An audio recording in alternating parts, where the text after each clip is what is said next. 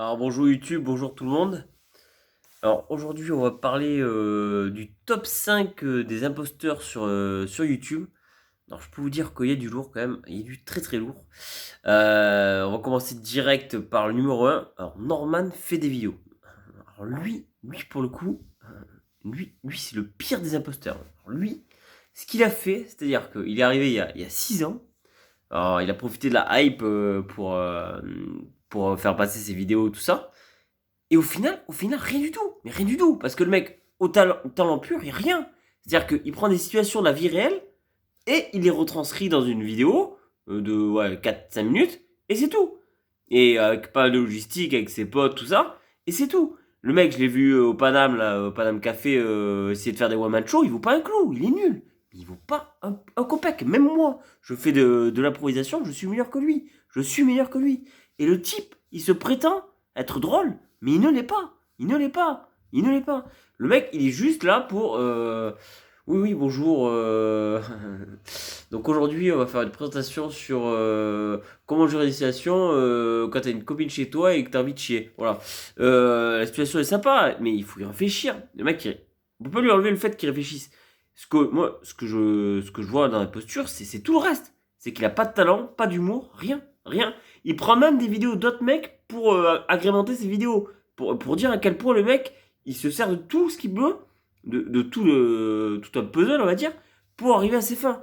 Mais c'est raclure fini, c'est raclure fini. Faut arrêter. Le mec, il a 11 millions d'abonnés. Mais franchement, c'est pas possible, c'est pas possible. Un mec pareil, je veux dire, il a rien d'exceptionnel. Franchement, lui, j'ai aucun respect pour lui. Franchement, j'ai pas de respect. Pas de respect, zéro, zéro. Ah non, non, clairement, Norman, je suis désolé pour toi, mais continue à faire tes one-man show au Paname, là, essayer de faire percer dans l'humour, mais t'y arriveras jamais. Je vois un petit coup, quand même, à la tienne. Non, c'est pas de la vodka, rassurez-vous. C'est de l'eau. Super.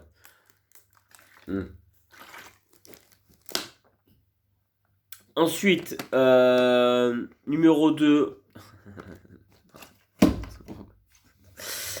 Lui, en même temps, je l'aime bien et je l'aime pas. Donc, ça reste quand même numéro 2, hein, franchement. Alors lui, il est à 1,4 million d'abonnés, parce que j'ai fait mon classement sur le nombre d'abonnés aussi, quand même, pour qu'il y ait une crédibilité, hein, que je m'attaque pas non plus à des mecs qui ont 220 abonnés, quoi. Hein. Franchement, ça sert à rien. Euh... ça sert à pas grand chose. Qui c'est ce mec dont tu parles? Ah non, non, non, mais je connais pas. Donc voilà, là, Mohamed Eni qui est pour Marseille. Alors lui, ce qu'il s'amuse à faire, c'est péter des télés. Déjà, toutes les vidéos, il pète des télés. Alors je sais pas combien il a pété de télé dans sa vie, mais il en a pété un paquet. Hein. Et même quand il gagne des matchs, hein, il pète les télés, le mec. Hein. Non, mais je vous jure. Et les jours où il perd contre Paris, alors là, il pète carrément pas la télé, il pète sa voiture, le mec. Il pète sa voiture. Donc pour dire à quel point il est riche. Ou alors il est sponsorisé par je sais pas quoi. Mais alors il faudra qu'il me fournisse son. Bah, le mec qui lui file les télés là, parce que je sais pas d'où elles sortent ces télés, mais à mon avis, ça doit pas être des télés de grande qualité hein, pour voir comment elles finissent. En tout cas, ce qui est marrant quand même, il les défonce bien. Hein. J'avoue que son petit retourné acrobatique là, c'est sympathique. Donc Mohamed Eni, voilà. Le souci de Mohamed Eni, c'est là que ça intervient. C'est que le mec, pour faire le buzz, il critique tout le temps tous ses joueurs. Tous ses joueurs, tous les joueurs, il critique. Mais tous.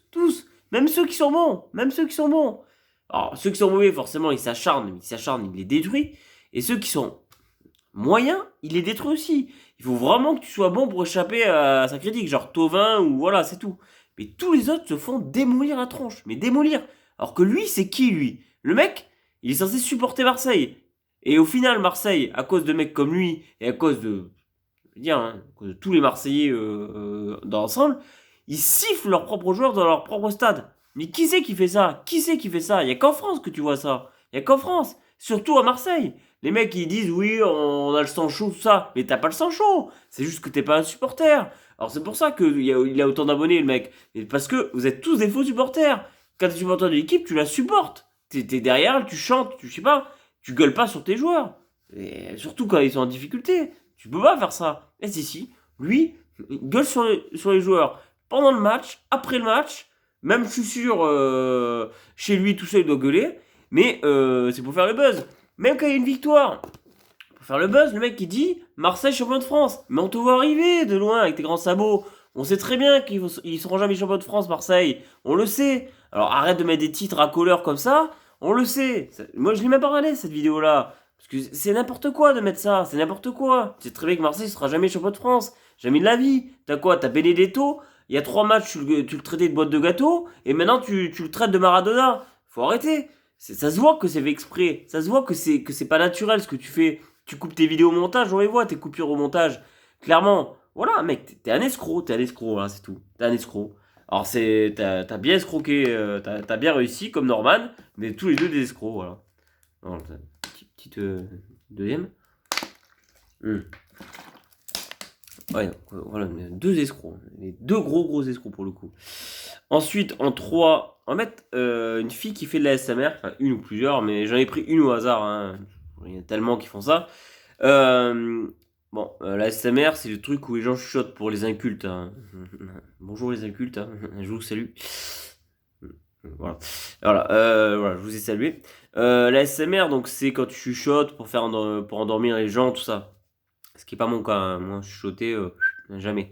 Donc, par exemple, des filles comme Jinx et SMR, vous regarderez, elle, ce qu'elle fait, non seulement elle a pas trop de talent pour chuchoter tout ça, mais en plus, ce qu'elle fait, c'est qu'elle se fout les seins à l'air quasiment, et elle s'amuse à prendre des micros avec des oreilles, hein, et elle lèche les oreilles. Elle fait comme ça. Et pendant 1 heure, quoi. Pendant 1 heure, elle lèche son truc, mais de manière. Voilà.